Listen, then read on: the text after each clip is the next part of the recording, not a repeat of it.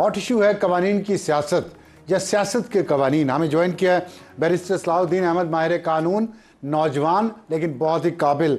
सलाहुद्दीन साहब अस्सलाम वालेकुम। वालेकुम अस्सलाम। हम देख रहे हैं कि काफ़ी सियासत चल रही है कानून के नाम पर, ज़ाहिर है पहले भी चलती रहती है और सियासतदान होते ही कानून बनाने के लिए हैं। ये बताइएगा, आपने एक बड़ा अच्छा ट्वीट भी किया है जो लेकिन अंग्रेज़ी में था, सब लोगों की समझ में नहीं आया, और वो उससे रिलेटेड आजकल जो कुछ चल रहा है सुप्रीम कोर्ट के दरमियान और पार्लियामेंट के दरमियान, एक प्रैक्टिस एंड प्रोसीजर एक्ट को अमेंड करने के लिए सदारती ऑर्डिनेंस आया और उसमें उन्होंने जो तीसरा मेंबर है उसको नॉमिनेट करने का इख्तियार चीफ जस्टिस ऑफ पाकिस्तान को दे दिया गया है, जिस पे सुप्रीम कोर्ट बार एसोसिएशन ने आज तनकीद भी की है। तो ये बताइएगा कि आप किस तरफ खड़े हैं, आपका क्या पॉइंट ऑफ व्यू है इस पे?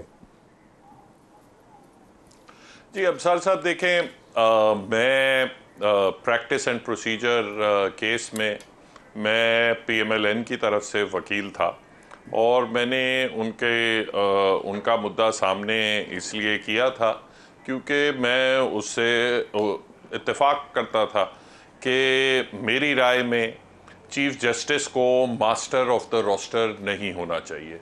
चीफ जस्टिस की ये अकलौती की सवाबदीद नहीं होनी चाहिए कि वो अपनी मर्ज़ी से बेंचेस तश्कील करे और अपनी मर्ज़ी से केसेस उनके सामने फ़िक्स करे। उस पे मैंने एक आर्टिकल भी लिखा था, एक एकेडमिक है यासिर कुरैशी साहब और बासिम रज़ा साहब वकील हैं, उनके साथ लिखा था, जिसमें हमने 2000 केसेस का पिछले 6 साल में जायज़ा लिया था कि किस तरह मुख्तलिफ चीफ जस्टिसेस मुख्तलिफ औकात में वो अहम सियासी केसेस को अपनी मर्ज़ी के बेंचेस के सामने लगाते हैं और हर चीफ जस्टिस के फेवरेट्स रहे हैं, जिसमें किसी एक बंदे को साल में 25 अहम सियासी मुकदमात में बिठाया जाता है तो किसी एक जज को बिल्कुल शामिल ही नहीं किया जाता। सुप्रीम कोर्ट के जजेस ने भी इस पे एतराज़ किया था। तो मैं समझता हूँ वो बहुत उस वक्त जो PMLN का एक बड़ा असूली मौक़िफ़ था कि ये चीफ जस्टिसेस के हाथ से पिक एंड चूज़ की पावर ले लें और वो पावर जो है वो शेयर की जाए। जो सीनियर मोस्ट और सेकंड सीनियर जज हैं, तो टॉप 3 का पैनल बनाया जाए और वो 3 फिर फैसला करें कि केसेस कहाँ फिक्स होने। आपकी बात सुनी भी गई। अब उसके बाद ये हुआ, हमने देखा इस मुल्क में एक अजीब सी कैफियत तारी है। मेरा बुनियादी सवाल आपसे ये है कि क्या आप बीइंग अ सीनियर एडवोकेट और आप ज़ाहिर है लॉ फ्रेटर्निटी से हैं, क्या पार्लियामेंट का कानून बनाने का इख्तियार, कानून वो चाहे अच्छा हो या बुरा हो, इस पर हम बाद में बात कर लेंगे, क्या पार्लियामेंट से उसका कानून बनाने का इख्तियार लिया जा सकता है? देखिए, मैं समझता हूँ कानून को कानून बनाने का पार्लियामेंट को इख्तियार है। अब नेचुरली उस वक्त भी यही बात हुई थी कि अगर पार्लियामेंट एक बुरा कानून बना देती है जो कि इंडिपेंडेंस ऑफ जुडिशरी के ख़िलाफ़ है, तो फिर नेचुरली उसकी नज़रसानी सुप्रीम कोर्ट के सामने होगी, सुप्रीम कोर्ट उसको कलअदम करार दे सकती है। अब ये जो कानून है ये तो कंप्लीट एक यू टर्न है, क्योंकि अगर आप पहले कहते थे कि चीफ जस्टिस को मास्टर ऑफ द रोस्टर नहीं होना चाहिए और इसीलिए आपने 3 सीनियर मोस्ट जजेस का पैनल बनाया था, तो फिर अब तीसरे नंबर के जज को हटा के एक ऐसे आपने ये लिख दिया कि चीफ जस्टिस अपनी मर्जी से कभी भी किसी को भी नामजद कर सकती है और किसी जज को चेंज भी कर सकती है। तो फिर आपने चीफ जस्टिस को दोबारा मास्टर ऑफ द रोस्टर बना दिया। और जो प्रैक्टिस एंड प्रोसीजर में दूसरी तरफ से जो लोग जी बात पूरी करें आप। जी, दूसरी तरफ से भी जो लोग कहते थे कि नहीं master of the roster Bandial साहब थे तो अच्छे थे, तो फिर उनको जवाब ये है कि फिर फाइज ईसा साहब भी मास्टर ऑफ द रोस्टर हों तो अच्छे, आपको अच्छे क्यों नहीं लगते। देखिए, बात ये है जो असूली मौक़िफ़ है उसको शख्सियात को देख के या अपनी आर्जी तौर पे सहूलत देख के बदलना नहीं चाहिए। अगर एक अच्छा ये बताइएगा, बाकी ये सियासी बात आपकी जमातें ठीक तो है, इधर उधर लेकिन शिफ्ट मुझे करती ये हैं। बताएं, लेकिन मुझे ये बताएं कि जो स्वैपिंग ऑफ पोजीशंस है, जैसे आपने अभी बताया है कि जो मास्टर ऑफ रोस्टर की मुखालफत कर रहे थे वो अब उसके हक में हो गए हैं, और जो हक में थे वो मुखालिफ हो गए हैं, इसकी इसकी वजह क्या है? शख्सियात इसकी परस्त हैं, वजह सिर्फ ये वजह है ऑब्वियसली कि कोई और वजह परसेप्शन, है? पहले पहले पहले पहले परसेप्शन पीटीआई का ये था कि बंदयाल साहब हमारे हक में हैं, तो इसलिए उनकी मास्टरी ऑफ द रोस्टर कायम रखनी चाहिए। अब शायद हुकूमत को ये फीलिंग है, वरना ऑर्डिनेंस भी ज़रा इसमें क्या ज़रूरत थी कि भाई पार्लियामेंट का सेशन आप कॉल नहीं कर सकते थे, अचानक आपको ऑर्डिनेंस बनाने की क्या ज़रूरत पाई? तो ये चीज़ें देखें, सियासी जमातों से तो बंदा एक्सपेक्ट करता है कि वो अपनी पॉलिटिकल परसेप्शंस की बुनियाद पे अपना स्टांस चेंज भी करते हैं, मगर मैं समझता हूं एटलीस्ट अदलिया में और जो भी कम से कम न्यूट्रल ऑब्जर्वर्स या वकला हैं, उनकी तरफ से एक क्लियर स्टांस होना चाहिए। मेरी राय में तो ठीक है। Master of the roster chief justice को पहले भी बनाना गलत था और अभी भी बनाना गलत है। अच्छा, आपने परसेप्शन की बात की है, तो ज़ाहिर है सियासी जमातें तो परसेप्शन पे चलती हैं, और ऑर्डिनेंस भी अगर उन्होंने जारी किया है तो कानून में, आइन में उसकी गुंजाइश है तो जारी किया है ना, उस पर हम उसके अच्छे या बुरे होने पे तो बहस कर सकते हैं।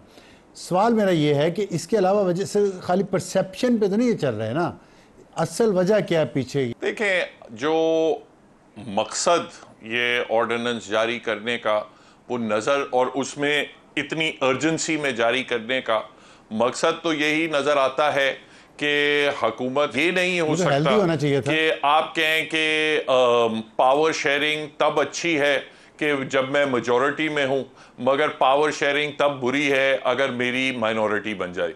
आपका स्टांस कंसिस्टेंट होना चाहिए। अगर ठीक है, कभी कभार आप मेजॉरिटी में होते हैं, कभी कभार आप डिसेंट में होते हैं, मगर ये नहीं हो सकता कि रूल्स ऑफ द गेम हर बार तब्दील किए जाएं जब आपकी मेजॉरिटी चेंज हो जाए। अच्छा, अभी सुप्रीम कोर्ट बार एसोसिएशन ने आज इजहार तशवीश किया है इस ऑर्डिनेंस पे, क्या वजह है, क्यों किया उन्होंने एतराज़? देखिए, because supreme court bar association का ये बड़ा अच्छा उन्होंने मौक़िफ़ इख्तियार किया है। सुप्रीम कोर्ट बार का माजी में भी यही स्टांस रहा है कि चीफ जस्टिस की मुकम्मल सवाबदीद नहीं होनी चाहिए कि केसेस कहाँ फिक्स हों। इस तरमीम के तहत उन्होंने दोबारा चीफ जस्टिस का वही रोल बना दिया है, प्रैक्टिकली स्पीकिंग, जिस तरह practice and procedure act, original practice and procedure act से पहले जो रोल था। तो सुप्रीम कोर्ट बार एसोसिएशन ने अपनी हाउसिंग सोसाइटी के लिए डीएचई की मशीनरी भी मंगवा ली है कि वो ज़मीन हमवार कर दें यहाँ इस्लाम। तो मतलब ये क्या है, दोनों तरफ खेलते हैं हर कोई अपने अपने मफादात के लिए। तो हम देखिए, अब हाउसिंग सोसाइटी की डिटेल्स, देखिए हाउसिंग सोसाइटी की डिटेल से मैं वाकिफ तो नहीं हूँ कि क्या वहाँ इशू है, ना ही मेरा कोई वहाँ प्लॉट है, तो I don't know about that. मगर चलें, आप मुझे ये बताइएगा, मगर जहाँ तक इस इशू पे कम से कम स्टांस सही है। जी ठीक है। अच्छा, ये बताइए कि आईनी अदालत के लिए सबसे बड़ी तरमीम तो हो रही है ना, तो आईनी अदालत की जरूरत है कि नहीं है आपके ख्याल में? मेरी राय में तो आईनी अदालत की कतन ज़रूरत नहीं है। इस्लाहात की अदलिया में ज़रूरत बिल्कुल है, और सबसे ज़्यादा ज़रूरत वहाँ डिस्ट्रिक्ट कोर्ट्स में है, जहाँ 25 लाख केसेस पेंडिंग हैं। 3.5 lakh 4 lakh cases high courts में ज़ेरे इल्तिवा हैं। वहाँ उसके बाद नेक्स्ट नंबर पे ज़रूरत है, और तीसरी जो स्टेज है वो सुप्रीम कोर्ट में है।